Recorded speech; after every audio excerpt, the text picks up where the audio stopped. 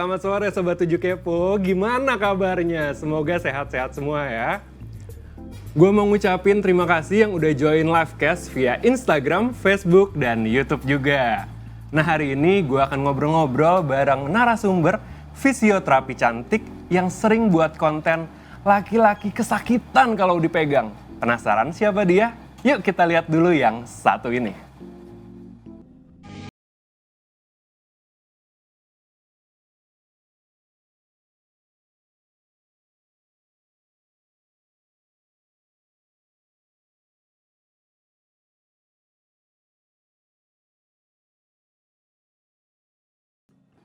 Nah itu dia narasumber kita hari ini, Windy Mayang. Halo Windy, udah bergabung bersama kita?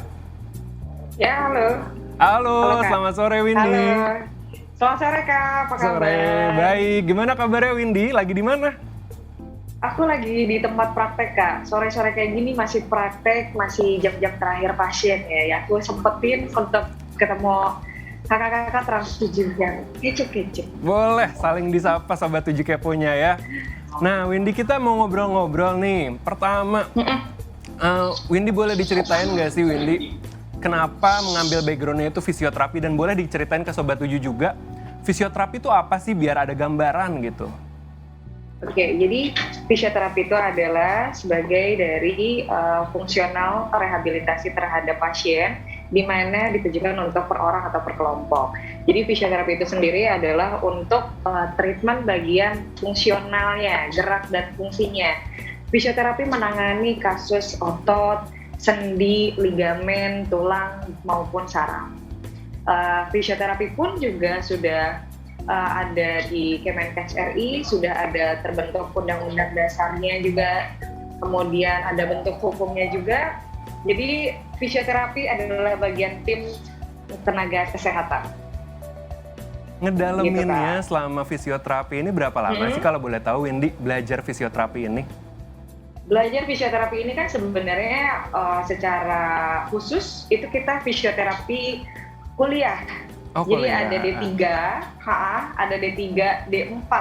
Itu rata-rata selama 3 tahun Kak. Kemudian S1 itu biasanya 4 tahun. Dari S1 tersebut, seorang fisioterapi itu harus memiliki STR. Surat tanda registrasi. Oh, sertifikat berarti begitu ya? Iya, surat tanda registrasi. Beda lagi dengan sertifikat. Kalau sertifikat, kalau kita melakukan seminar, workshop, itu kita dapat sertifikat untuk memperpanjang nanti STR selama 5 tahun. Oh, 5 tahun berarti. Nah, tadi S1 profesi, kita sudah ada S1 profesinya, setara dengan dokter umum nih Kak. Oke. Jadi hampir rata-rata total kalau fisioterapi itu hampir 7 atau 6 tahun pendidikannya. 7 sampai dengan 6 tahun pendidikan? Iya, betul. Berarti sama ya seperti kedokteran, karena bagian bidangnya itu kesehatan juga ya berarti ya? Iya, kalau dokter itu medis, kalau kita adalah tenaga kesehatan. Kalau kita lihat nih konten-kontennya dari Windy Mayang, pasiennya tuh beragam, mulai dari anak kecil, remaja, hingga dewasa. Boleh diceritain nggak sih kira-kira apa sih penyakit yang sering dialami oleh pasien-pasiennya? Mulai dari anak kecil mungkin atau enggak, biasanya lansia itu paling seringnya apa ya kira-kira ya? Oke. Untuk di zaman era sekarang, orang tua milenial itu memberikan gadget terhadap anak bayi. Kayak Cocomelon. Cocomelon itu sudah dikenalkan sejak dini, udah dipasang internet buat anaknya biar diam. Jadi otomatis itu ada namanya texting syndrome, di mana pasien mengalami kayak misalkan tantrum, sering marah-marah. Jangankan anak bayi, anak dewasa pun ketika kita sakit kepala, itu akan mengalami emosional, sama hal dengan anak kecil. Jadi anak-anak zaman sekarang itu perubahan postur tuh sangat berpengaruh. Jadi anak kecil itu biasanya yang sering kita tanganin, ya biasa sering jatuh, itu bisa kita lakukan. Kemudian pasien yang kakinya X ataupun O sudah potensial seperti itu, kita bisa ngelakuin treatment tersebut. Itu untuk anak kecil. Misalnya kurang tidur, marah-marah, coba nanti dicek ke fisioterapi. Tapi memang itu secara muskuloskeletal. Tapi ada bagian-bagiannya juga nih Kak. Secara anak itu ada 2, bagian dari sensori integrasi yang mempengaruhi terhadap fungsionalnya. Kayak misalkan anak berkebutuhan khusus seperti CP, kemudian autisme, kemudian ada ADHD, itu anak-anak yang berkebutuhan khusus itu juga fisioterapi. Tapi kalau untuk saya itu tidak berkompeten karena itu lebih ke deep lagi, lebih kayak ada bidangnya lagi. Jadi kayak spesialisnya ada di bagian anak. Betul baik. Itu untuk anak-anak kecil kan. Kalau untuk lansianya biasanya yang sering datang untuk konsultasi itu penyakitnya apa sih, Windy? Penyakit untuk era sekarang selama pandemi itu penyakit-penyakit orang-orang WFH seperti sakit pinggang, sakit leher, kemudian mencoba workout di rumah tapi salah, dan akhirnya sakit lutut. Dan pada akhirnya itulah kayak saya manggilnya adalah lifestyle injury. Lifestyle injury, Ini istilah baru nih selama untuk fisioterapi selama WFH ya, betul. Kalau selama pengalaman nih mulai dari pasien anak kecil sampai dengan lansia dan udah lama prakteknya kan, mau tahu juga nih Sobat 7, kira-kira pengalaman yang paling mengesankan selama mengobati pasien tuh apa sih? Kesannya itu mengunderestimatekan terhadap gender, jenis kelamin seorang perempuan itu kayak bisa nggak sih nanganin kita yang mungkin badannya agak sedikit besar, kayak 100 kilo ataupun dan lain-lain, itu underestimate-nya ya. Pengalaman yang paling seru ketika kita cuman hanya untuk menangani pasien, cuman hanya pengen menyembuhkan, tapi ada aja kayak pacarnya atau calon cemburu ke tim fisioterapinya yang sebagai notabene fisio cewek. Lebih ke gender malahan ya. Iya, terus. Malah gendernya sih yang dipermasalahkan, tapi itu memang hak orang berpikir tentang apa yang kita lakukan. Tapi pada dasarnya niat itu kan akan terpancar dan akan terlihat bahwa ya udah pasti bakalan lumer juga dengan hal-hal tersebut. Kadang juga kalau misalkan di lapangan nih Kak, belum orang tahu pasti terhadap fisioterapi, kadang saya suka diisengin kayak gini, Mbak, kayak gimana? Berapa dalam satu malam? Waduh! Kayak gitu Kak. Kayak, wah dikiranya pijit plus. Iya, udah sih nggak apa-apa betul. Kayak itu kan pikiran mereka, tapi kita sebagai orang yang berilmu, kita lakukan hal yang positif dan profesional, betul. Profesional terlebihnya itu. Betul. Jadi hal-hal kayak ditanda ini siapa nih yang ngomong kayak gitu tadi, ayo kita berhadapan dengan tangan dan sikut. Mantap. Berkaitan dengan karir ini, kita udah ngobrol-ngobrol karirnya untuk Windy mau meneruskan untuk fisioterapi lebih dalamnya, kira-kira mau belajar ke luar negeri kah atau menekuni di dalam negeri, mengambil degree lagi atau gimana? Kalau saya secara pribadi, saya sekarang sedang melakukan upgrade ilmu dari D3 jadi sarjana terapan. Nanti tahun depan saya sekarang sudah kesibukannya ngambil skripsi, jadi saya lulus dan saya harus upgrade lagi karena memang diketahui bahwa fisioterapi itu harus upgrade untuk pengembangan terhadap klinik. Gitu. Kalau misalkan pengen ke luar negeri itu pernah kepikiran. Jadi ketika kebetulan saya sudah menikah, ketika saya bilang kalau misalkan gue jomblo, gue bakalan terbang deh ke Bali minimal untuk bahasa Inggrisnya dulu. Karena yang terkenal fisioterapi itu ada di Euro dan Australia, Kak. Euro dan Australia. Iya. Oke. Kalau misalnya untuk jenjang karir, berarti kita sudah infoin juga.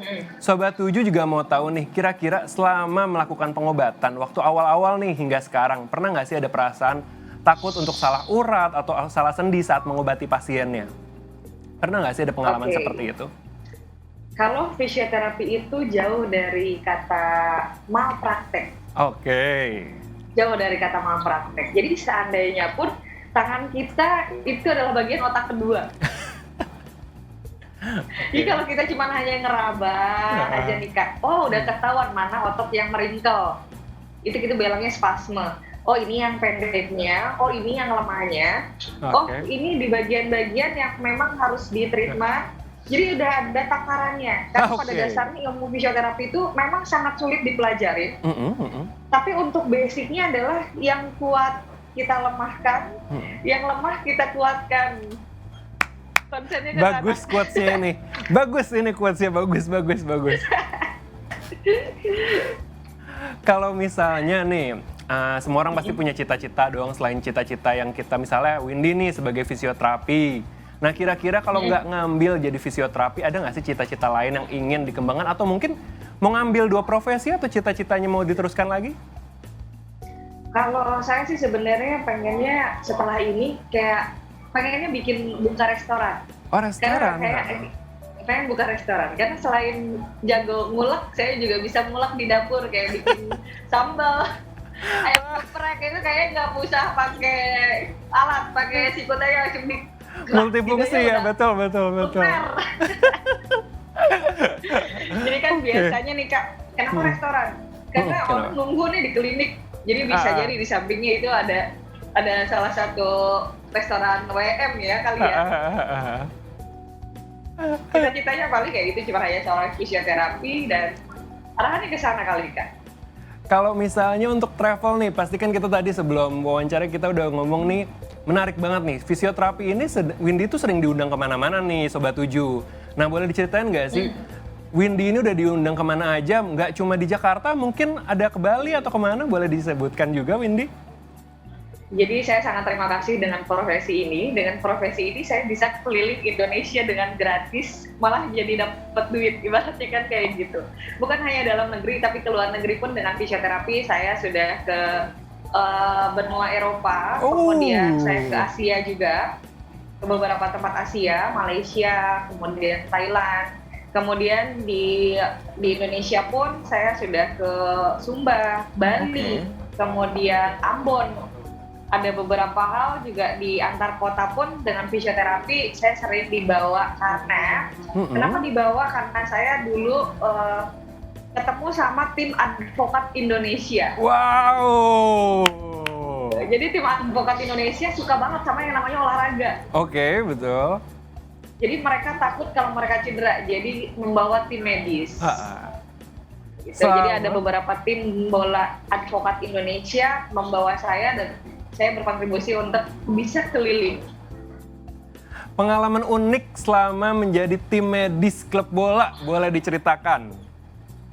Aku pengalamannya adalah karena mungkin kemarin tim bolanya agak sedikit U16, U17, jadi mereka belum tahu dan belum paham bahwa fisioterapi itu apa. Jadi lihat saya tuh udah kayak pencabut nyawa. Jadi kalau misalkan saya datang, mereka kunci gitu kayak ngetok-ngetok, visio gitu kan, kayak mereka takut kayak mau dipatahin kakinya gitu kan, kayak mereka pura-pura tidur, kadang mereka pura-pura nggak ngeh aja, mereka ngerasa bahwa mereka badannya sehat aja, padahal pas dicek sebenarnya memang kurang stretching, harus ada penguluran, terus ada latihan penguatan. Jadi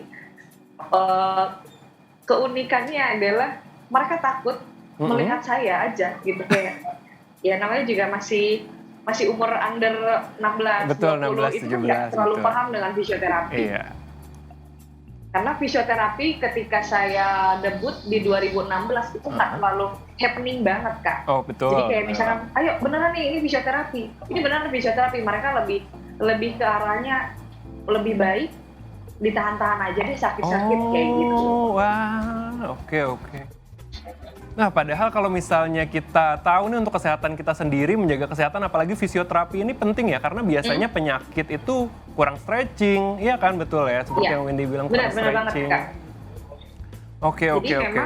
Memang, ya kayak misalkan nih kakak nih, ini agak sedikit mulai begini nih ya, kepalanya, itu adalah salah satu alignment yang kita bisa lihat secara online. Oke, berarti sering ke sini berarti arahannya ke kiri. Berarti tidurnya lebih miring ke kiri nih. Benar nggak Kak? Kakak lebih senang tidur miring ke kiri nggak? Iya sih, biasanya ya. Biasanya miring ke kiri atau ngadep depan biasanya. Iya, tapi lebih kelihatan ke kiri lebih dominan. Betul. Kepalanya tuh nggak simetris, lebih agak ke kiri. Itu bisa kelihatan. Jadi bisa sering migrain di bagian kiri atau head tension. Wah, bener banget. Ini bener banget. Berarti bisa dilihat langsung dari postur juga ya, nggak harus dipegang juga ya, betul. Oke. Iya benar. Ini aja lebih tepatnya dari tadi tuh ke kiri betul, dan ke kiri. Betul. Saya tuh kadang kalau misalkan orang objek saya di depan, saya akan melihat secara struktural atas sampai bawah. Oke. Wah, berarti di. Iya.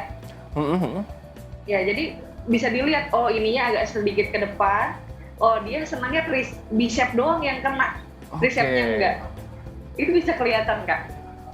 Oke, biasanya kalau misalnya untuk sendi atau ini biasanya dibenerinnya tuh berapa lama? Bongkarnya tuh berapa lama nih? Kalau misalnya kita lihat kontennya kan biasanya hobinya tuh bongkar sendi, bongkar urat, bongkar otot. Nah, biasanya berapa lama sih untuk pengobatannya tuh berapa lama biasanya?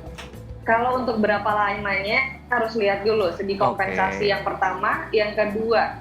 Biasanya pasien itu datang ke sini dengan keluhan sudah kronis, dalam artian sudah menahun. Setahun, 2 tahun, 3 tahun, kayak kita masih muda, udah deh nanti aja dulu. Tapi kalau misalkan udah nggak bisa ngapa-ngapain, baru fisioterapi. Padahal fisioterapi itu bentuknya adalah preventif juga nih Kak. Jadi memang tidak bisa kita bilang bahwa ya nanti pengobatan ini selama 3 bulan, 5 bulan, dan lain-lain. Tapi memang pada dasarnya harus dilihat secara kompensasinya apa, lama cederanya, tapi untuk treatmentnya di sini sekitar 45 menit. 45 menit kita kombinasikan terhadap edukasi home program di rumah. Kayak misalkan nih kakak nanti contohnya kakak sebagai pasien saya, nanti stretching kepala ya kayak gini. Nanti lakukan seperti ini. Itu akan mempengaruhi juga. Berarti basic stretching, betul. Berarti balik lagi ya, kegiatan kita sehari-hari itu mempengaruhi kita untuk sendi dan juga otot-otot, apalagi biasanya untuk selama kita WFH saat ini, betul. Berbicara dengan hobi nih, selain kita udah tahu nih Windy sebagai fisioterapi, terus habis itu untuk kedepannya mau buka nih warung usaha ayam geprek juga. Kita lihat juga nih konten-kontennya Windy ini sering nyanyi, betul nggak nih? Sering nyanyi, betul? Kalau dibilang nyanyi sih nggak juga ya, karena mungkin kita harus rilis stres kayaknya kayak gitu. Jadi memang harus ya walaupun memang agak sedikit jelek, kenapa saya bukan suka bernyanyi, tapi kadang saya harus latihan bernyanyi untuk bikin konten biar enak didengar gitu kan. Karena dulu agak sedikit cempreng sih Kak, jadi kayak misalkan Win, video lu tayang ya gitu kan. Win, video lu tayang ya, pas didengar ya ampun cempreng banget Kak. Ya elah sampai ya ampun gak bisa ada tone-nya dinaikin. Nah akhirnya jalur nyanyi itulah yang kadang ya bisa lumayan agak sedikit enak didengar lah Kak. Untuk self improvement juga, betul. Betul. Hobi lain kalau misalnya nggak nyanyi, apakah biasanya? Hobi lain selain olahraga, biasanya olahraga dan belanja. Oh. Healing saya cuma hanya untuk lihat sepatu aja udah healing gitu, udah hobi banget. Olahraganya apa nih Windy kalau boleh kita tahu nih Sobat 7? Hobinya taekwondo, namanya itu ya? Apa ya? Ya pokoknya tinju-tinjuan kayak gitu lah. Jadi biar agak sedikit teralihkan ya, Muay Thai ya. Itu senang banget kayaknya. Kalau udah ketemu nonjok orang, senang banget kayaknya. Memang udah hobi kali ya. Windy. Ini kan Windy lagi di tempat praktek nih. Nah biasanya nih selama praktek, pasien yang Windy hadapi paling parah itu kendalanya apa dan penyakitnya apa? Boleh dikasih tahu ke Sobat 7 nih. Oke, biasanya cedera kecelakaan nih Kak. Biasanya yang parah itu yang kecelakaan, karena kan memang ada fraktur, ada patah di bagian kiri, kanan, samping, itu yang paling parah. Dan paling parah dari kecelakaan langsung itu biasanya SCI. Yang SCI itu adalah orang yang mengalami kelumpuhan total di bagian ekstremitas bawah, yaitu kaki, dua kakinya itu lumayan agak sedikit harus treatment berulang, terus dilihat dari segi komponennya juga memang jarang terlihat, itu yang mengakibatkan agak sedikit susah. Betul. Dan memang pada dasarnya yang paling sulit ketika sudah yang namanya mengalami kecelakaan, terus ke beberapa tukang tradisional, kemudian kadang dibebet. Ada beberapa saya dibebot, akhirnya mengalami nekrosis, mengalami kematian sel, jadi hitam-hitam. Betul, iya, pernah lihat ya. Terus? Ya, karena pernah juga ada yang sampai diamputasi hanya gara-gara itu. Oh, Ada berarti amputasi. Ada yang ini juga Kak, ada yang sampai dia kanker tulang. kanker tulang. Biasanya kalau misalnya datang ke klinik gitu ya, itu Iya. rawat jalan atau rawat inap biasanya kan sudah diceritakan tuh ada yang amputasi ataupun misalnya lukanya ataupun penyakitnya hingga parah seperti itu biasanya ada bisa rawat inap kah atau rawat jalan? Kalau di klinik basicnya rawat jalan. Rawat Tapi kalau jalan. fisioterapi di rumah sakit ada yang namanya klinik rawat inap. Baik. Rumah sakit karena kan ranap ya, rawat inap kayak misalkan habis operasi langsung fisioterapi karena fisioterapi itu bukan hanya di klinik aja tapi ada di rumah sakit juga Kak, polifisioterapi. Oh, Jadi betul. orang fisioterapi di rumah sakit dia visit ke beberapa ruangan yang sudah mengalami operasi di hari itu. Oh. Jadi operasi bukan hanya patah tulang aja, jadi ketika pas operasi pengangkatan sel kanker itu juga bisa ya fisioterapi bukan hanya tulang aja gitu. Jadi ada beberapa aspek. Berarti bercabang ya, berarti nggak hanya Bercabang. tulang, bisa ke sendi juga. Oke, Iya. oke. Berarti sampai saat ini ada nggak sih masih pasien yang masih parah dan masih berobat? Kira-kira tuh yang paling parah pasiennya apa nih hingga minggu ini atau saat ini gitu? Yang masih belum sembuh kira-kira? Kalau yang belum sembuh itu tergantung pola pikir. Kadang pasien itu grade yang dialaminya grade 1, tapi ternyata dia mengalami kekhawatiran grade-nya sampai 10. Oh, oke. Jadi kayak khawatir ya, wah ini Cemas ngapain, itu gitu. ngapain, itu juga mempengaruhi. Itu yang sebenarnya paling sulit, di mana angka ketidakpercayaan terhadap fisioterapi menangani sebagusnya kita kalau memang pasiennya tidak percaya itu tidak akan mengalami kesembuhan yang total. Oke, berarti ke psikis juga betul. Ya benar, psikis kalau misalkan, wah lihatin di mana udah sembuh nih, walaupun betul, udah parah itu bisa jadi cepat sembuhnya Kak. Betul. Jadi untuk parahnya fisioterapi paling apa gitu, karena fisioterapi itu bukan kategori menyembuhkan, Betul. tapi improvement terhadap pasien. Kayak misalkan kakak tidak bisa duduk ke berdiri, akhirnya dari fisioterapi bisa duduk ke berdiri dengan enak. Oke. Bukan menyembuhkan, tapi lebih tepatnya improvement terhadap pasien. Wah, bagus banget. Ini bagus banget, betul. Buat Sobat 7 juga berarti harus percayakan diri sendiri sebelum datang ke fisioterapi. Seperti kata Bu Windy, betul.